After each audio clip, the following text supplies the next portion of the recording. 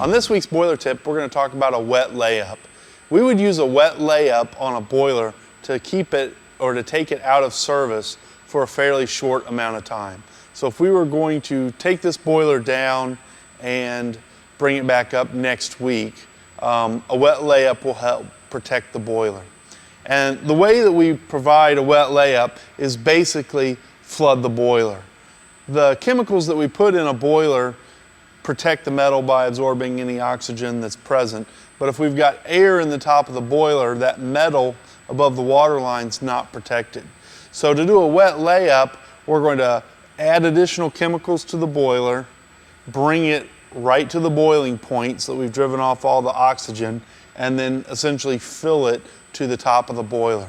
Once we filled it to the highest point on the boiler, and we could use a tri-cock to indicate that, then we will go ahead and shut it down and close the header valves. And that's going to keep air from infiltrating and having oxygen corrosion.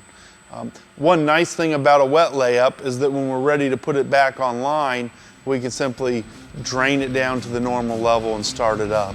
There's no delay on restarting the boiler.